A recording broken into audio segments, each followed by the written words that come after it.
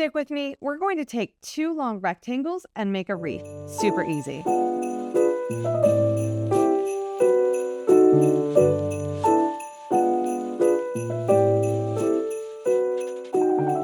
Today we're going to be just using rectangles to make the cutest wreath, and you can use this for any holiday. This is a little bit of a fall theme going on here with this burnt orange.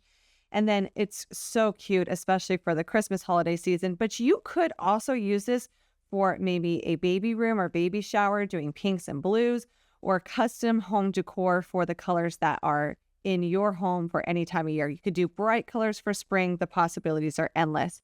Now, for this pattern, we're going to be needing some supplies, but I want to note that we will be able to make this in 4 different sizes. Now, I'm going to be showing you the methods on camera today, but all of the stitch counts for every single size, this is the largest one that doesn't fit on camera, those will be in the pattern. So you'll follow the stitch counts from the pattern. This video is a guide on how to make this wreath following that pattern. Now, there are 4 sizes from extra small, extra small, small, medium, and large. And today on camera, I am going to be assembling the medium size. But the stitch counts that you will need will be in the pattern, and the methods are the same for every single size, which is super fun. It's super easy because we're just going to turn rectangles into this cute, cute wreath. Now, what you will also need today is, of course, a crochet hook. This is the 4.5 millimeter hook from Crochet. This is the dots line. They're really fun to work with, and they're an affordable price. A tape measure is never a bad idea. Now, while gauge isn't as critical in something like this, you do want to make sure your gauge is close so that it fits the foam correctly. The bow's less critical, but you do want it to fit around this foam insert correctly. Then you want some scissors. A stitch marker is never a bad idea to mark the first and the last stitch of the row. A yarn needle to weave in those ends. And then, of course, we've got some yarn. So for the wreaths that you'll see on camera today, I've used the Bravo worsted tweed from Crochet. This is a great yarn. I love the tweed for the holiday seasons, but you can substitute with any worsted weight yarn by checking the gauge. Let's go ahead and jump right in.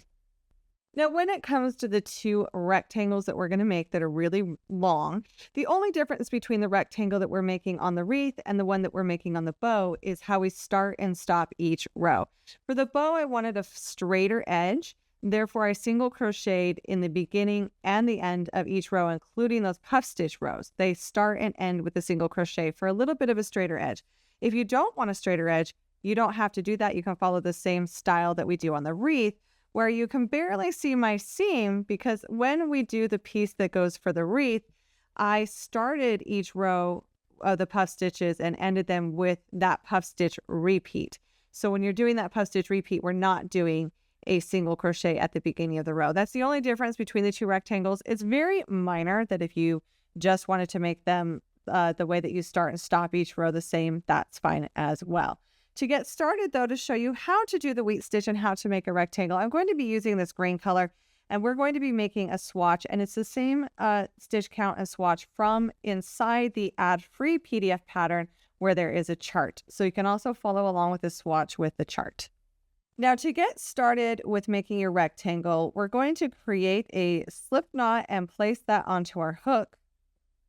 And then we are going to be chaining 19 for this swatch. But if you want to jump right in and you want to create the larger rectangle for whatever size that you are working, especially if you start out with that smaller size, you can even check your gauge on that one.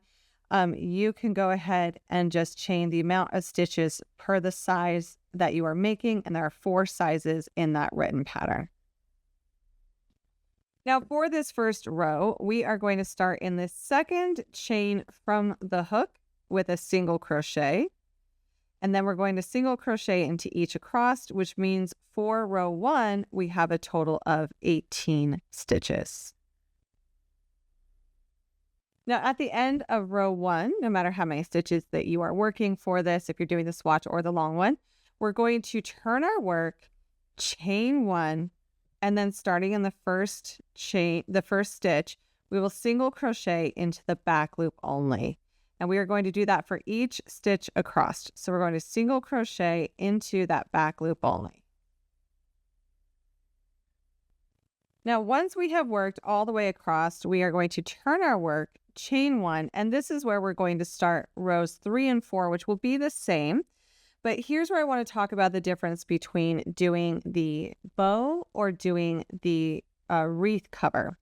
And that is when you're doing the bow, you're going to start by single crocheting through the first stitch of the row. Now, if you're doing the wreath, we're not going to do that. We're going to go right into this next part, which is the repeat. So we're going to skip a stitch and then single crochet into the next. And then working back into that skip stitch, we're going to yarn over, go into that skip stitch. And yes, we're working around that single crochet we just made. Yarn over and pull up a loop and pull it to the height of the first loop on the hook. Then yarn over and go back into that skip stitch, yarn over and pull up a loop. Now we have 5 loops on our hook. We will yarn over and pull through 4 of those loops, and then yarn over and pull through the remaining 2. And that's what our repeat is going to be until we get to the last stitch of the row for the bow, where that will be a single crochet. If you're not doing the bow, it's just going to be that repeat all the way across. So we're going to skip 1, single crochet into the next, working back into that skip stitch, work that modified puff stitch, and then we'll keep working that all the way across until that last stitch.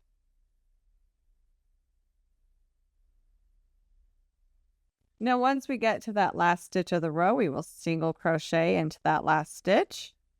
And now we're going to turn our work, chain 1, and repeat this last row. So for this one, if this were a bow, we would single crochet into the first. If this was around the wreath, we're not going to do that. We're just going to go right into these next steps where we would skip a stitch, single crochet into the next, and working back into that skip stitch, we'll work a modified puff stitch. Now, I have lots of tutorials in different colors of yarn. If this tweed is a little bit hard for you to see, I invented the wheat stitch a couple years ago, and I have lots of resources on how to do this wheat stitch. If you're struggling, I have a dedicated tutorial for it. Now I'm just going to repeat this row again for row 4 all the way across. And now that we've done rows 1 through 4, we're going to be repeating these, but this next one, obviously is not going to be worked into the chains. The next 2 rows will be worked normal. So we're going to chain 1, and working in the back loop only, we will single crochet into each stitch across, and that will be for rows 5 and 6. And then for rows 7 and 8, we're just repeating those puff stitches again, and that's how we will build up this fabric. And we will build up this fabric to be as many rows as the pattern calls for, depending on whether you are making the bow or you are making the wreath cover. And so once you pick a size that you're going to make, take the yarn of your choice and make those 2 strips of fabric, then you'll come on back to assembly. This is such an easy project to do because we're just making rectangles. You can watch your favorite show, listen to your favorite podcast or audiobook. It's very relaxing. So once you have those 2 rectangle pieces, come on back and we will talk about the assembly. Now, there are a couple ways that you could join this piece of fabric around this. You can fasten off with a really long tail and you can seam it with your yarn needle. You work back and forth and it's barely noticeable. Now, the seam will be on the back of this wreath, so you're never really going to see it. So you can't really go wrong. You're just going to make sure that you're joining it. I'm going to go ahead and grab my crochet hook and we're going to slip stitch this around the wreath. Now, the easiest way to slip stitch this is just to simply do it along the outside. You can rotate this around the wreath to flip it to the back once we have gotten to that point. Now, what you do want to make sure is that the right side, so the side you want facing out. Now, while the wheat stitch is reversible, I like having these ridges of the single crochet on the outside. We want to make sure that that's going to be on the outside of our work. So we're going to fold this around the wreath. You don't have to fold the whole thing at once. You can work it in sections. And then we're going to be slip stitching these together. So we're just going to wrap it around and we're going to be joining these first stitches. It gets easier once you get going here. So I'm going to insert my hook through the first stitch of the edge that's farthest away from me, and then through the current stitch, the first stitch on the side that my yarn is attached to. And we're going to yarn over, pulling through all those loops on the hook, pulling through that last loop. So we're going to pull through the stitches and the loops. So we're going to go through the first stitch, through the stitch on the other side of the fabric, and simply slip stitch those together. And like I said, the first few can feel a little bit quickly. It does get easier. especially when you don't have it flat on a table and it's in your lap. But if this frustrates you, once again, the seam is a seam on the back that no one is ever going to see. You can grab your yarn needle and you can just whip stitch this whole thing together. The point is just to join it all the way around on this foam. So already it's getting a little bit easier. I can like pull these edges together and we're just going to be slip stitching all and every single stitch together from the first row to the last row, all the way around. Now, once we have slip stitched all the way around, we are going to fasten off our yarn, leaving a tail because we will want to seam these edges together. The bow will go in front of it, so it will hide it. So once again, we're not going to stress over how these seams look, but we can go ahead and just use our yarn needle to whip stitch or work back and forth, seaming those edges together so that we don't have a gap on the front. And that way it doesn't slide around at all and it stays in place. So grab your yarn needle, seam all the way around to join those edges together, and then come on back. Now that we have the wreath cover put together, we're going to set that aside and we're going to bring out our second rectangle of fabric, and we are going to be creating a bow. Now to do this, we are going to take this with the right side facing out and we're going to fold it down and just in half here. And then this is where we're going to grab our tape measure and we're going to measure from the open end here and we're going to measure up. So for this size that I am doing, which this is the medium size, I'm going to go over 10 inches. And this is where I'm going to be doing some stitching. We want to like seam these together. So we have two pieces here. We want to stitch them together and at the same time scrunch them down. That will help this in the end. So I am going to be using the yarn that's still attached. I'm just going to weave it up the side here 10 inches. So I'm going to fasten off, leaving a decent amount of yarn to work with here because we're going to be working with it quite a bit. Pull that through, grab my yarn needle, and I'm going to weave it across here. Now that I have moved my yarn from the finishing edge, you can fasten off and then reattach. It just creates more ends. I'm all about not creating ends. I'm going to be doing some seaming of these two pieces of fabric together, almost in a straight line down.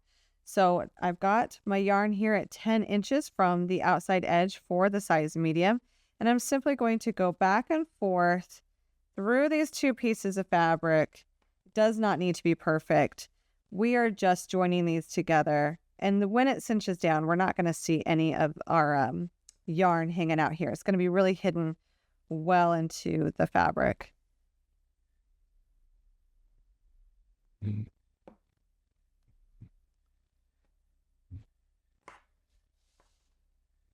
So now that we've worked our line all the way down this section, the next steps for us to do is to cinch it down just a little bit. So we can actually just go ahead and kind of pull that, and that cinches that down. These will be the tail ends of our bow here. This is a really simple bow to do, but I want to then go ahead and just to extra secure this, I'm just going to kind of go back through this fabric here, moving towards the other side again.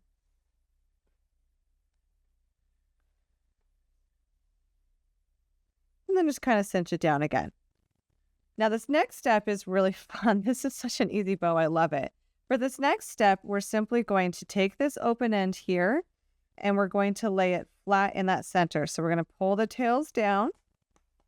We're going to take this flat right in that center. So we're taking this open end here and we are simply just going to put it down. And then we're going to be doing the seaming again right in the middle. We're going to be seaming all of this down so that this is the bow. So this is so simple. So these are the tail ends of the bow. Now we're going to just make the center of the bow. We will be making a wrap around this, but we want to cinch it down to make it easier for that wrap to sit on there well. So we're going to grab our yarn needle here, right back here on the center, and we're going to be going through now this front piece and cinching this front piece down. I also like to grab some of the back piece and just kind of do it all together. So we're just going to weave our yarn needle down through this top piece. And you can do it a couple times. So we have, you know, you really can't make a mistake. We have a lot of flexibility here. All right, so now that I have done a strand right down the center of this bow. I'm just going to cinch that down. And then even if you want to, you can wrap all the way around this and just pull it tight. And that can help too in helping this cinch down into the center. And I'm just going to pull, pull, pull.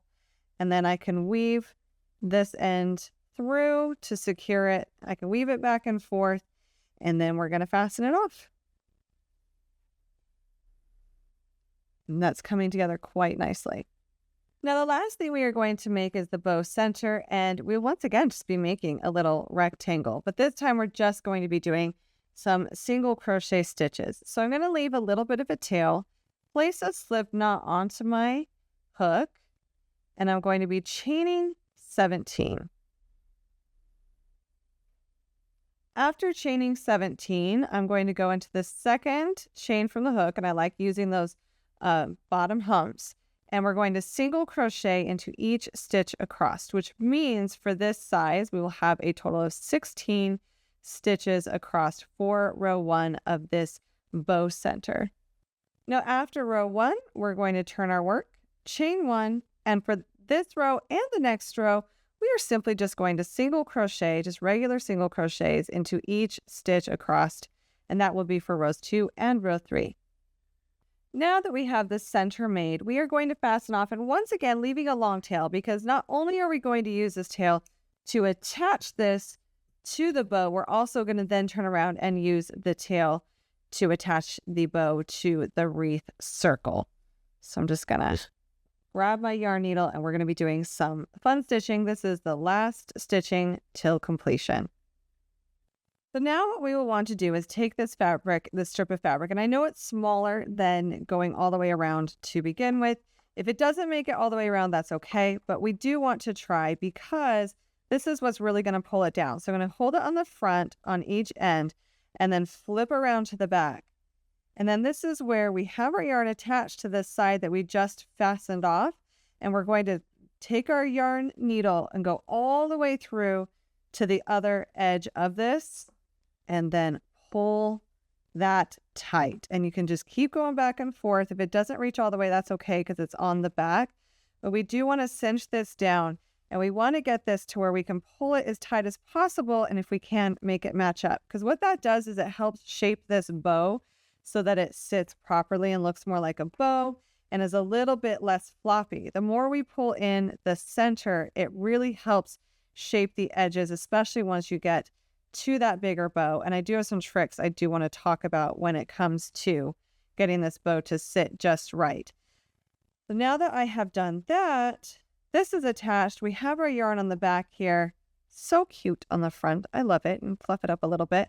And now it's time to take our wreath, find our seam, because we want to attach this right on the seam, and we are going to be attaching this to the front of the wreath. Now, you do have a choice.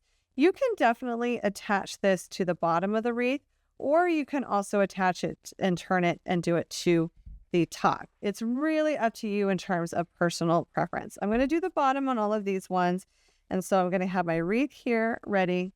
I've got my yarn needle, and we have our yarn still on the back. I think the best way to secure this is to poke all the way through this foam. Now, on the two smaller sizes than this, it's super easy, but once you get to the medium and the large, it gets a little bit harder because this foam is so thick. But I'm going to take my needle and I'm going to poke it as far as I can.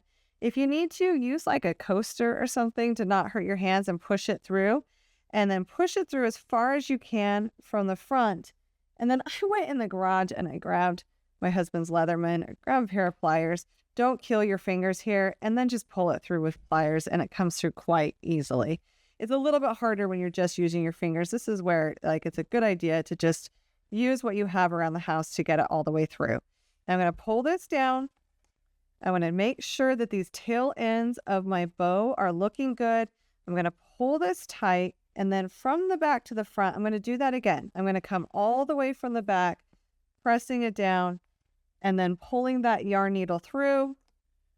And that way, even just doing this one time, it makes it a lot more secure for that bow to sit there. And then we can kind of play around with it, getting it to attach just on the fabric from here. But for that initial attachment, I do find it's a lot more sturdy. it sits better if we can get through that foam. So now what we can do is we can fluff it up and it looks really good, but especially on the smaller sizes, you're pretty much done at this point.